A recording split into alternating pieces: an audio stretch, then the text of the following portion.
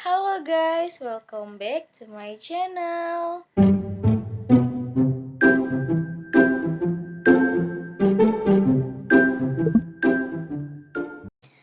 Bismillahirrahmanirrahim. Assalamualaikum warahmatullahi wabarakatuh. Kembali lagi dengan saya Renata Sagita dengan NIM 632000575 kelas 63 3A11. Kali ini saya akan membahas tentang manajemen persediaan atau inventory. Pengertian persediaan. Persediaan merupakan bagian dari modal kerja yang tertanam dalam bahan baku, barang setengah jadi, maupun berupa barang jadi tergantung jenis industrinya. Persediaan merupakan elemen modal kerja yang selalu dalam keadaan berputar, di mana secara terus-menerus mengalami perubahan. Perusahaan yang bagus, persediaannya pasti berputar. Jika persediaan tidak berputar, berarti persediaan itu sudah tidak bisa beroperasi lagi.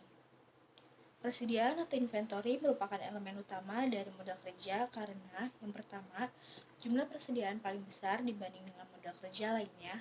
Yang kedua, aktiva yang selalu dalam keadaan berputar, di mana secara terus-menerus mengalami perubahan. Dan yang ketiga, tingkat likuiditasnya paling rendah. Macam-macam persediaan di perusahaan dagang dan perusahaan industri. Perusahaan dagang hanya persediaan barang dagangan, sedangkan perusahaan industri ada banyak. Ada persediaan bahan baku, persediaan barang dalam proses, dan persediaan barang jadi.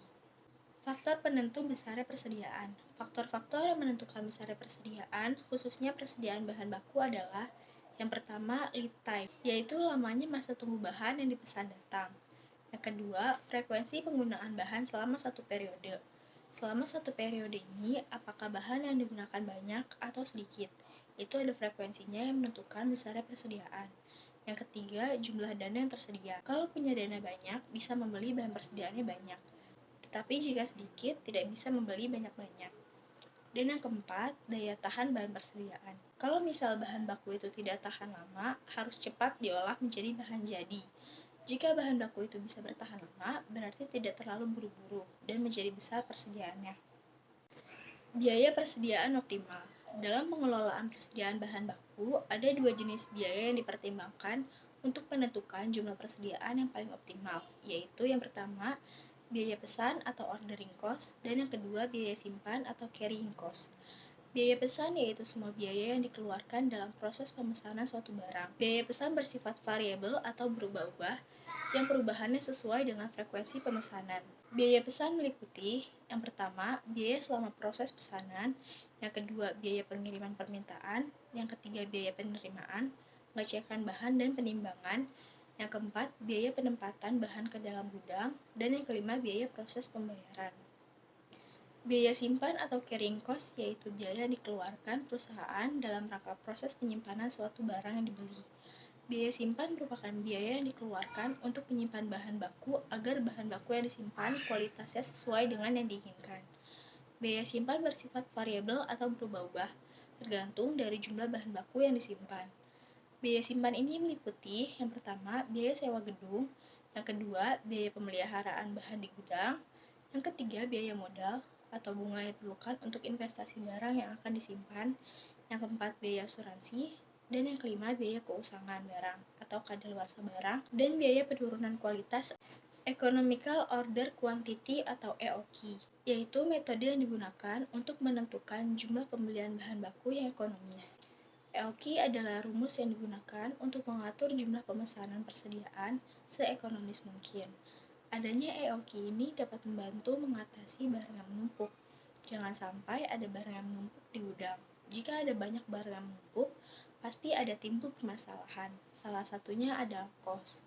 Dengan adanya barang yang menumpuk, total cost pasti meningkat. Jika barang terlalu lama diendapkan, akan mengurangi kualitas bahan baku tersebut yang sampai ke konsumen nanti. Dan bisa jadi barang itu akan hilang atau rusak jika terlalu lama di gudang. Rumus EOQ sebagai berikut. EOQ sama dengan akar 2 kali R kali S per P dikali I. R adalah jumlah atau dalam unit yang dibutuhkan selama satu periode atau satu tahun. S biaya pesanan setiap kali pesan. P harga pembelian per unit yang dibayar. Dan I biaya penyimpanan dan pemeliharaan di gudang.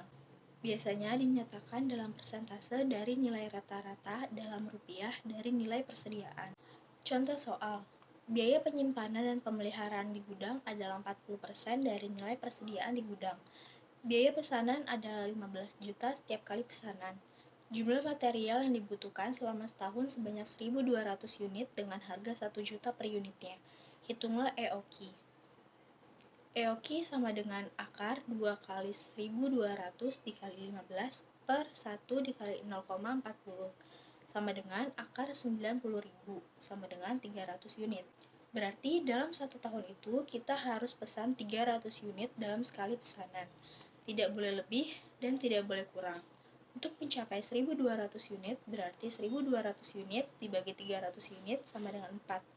Berarti dalam setahun ada 4 kali order dengan jumlah masing-masing 300 unit. EOQ dengan safety stock.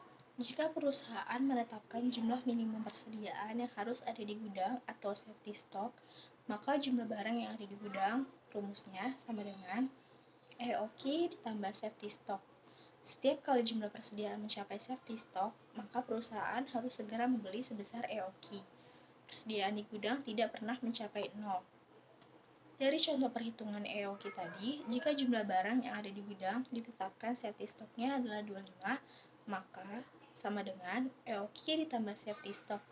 EOQ-nya 300 dan safety stock-nya 25. Jadi 300 ditambah 25 sama dengan 325 unit yang harus ada di gudang. Sekian dari saya, mohon maaf bila ada kesalahan. Wassalamualaikum warahmatullahi wabarakatuh.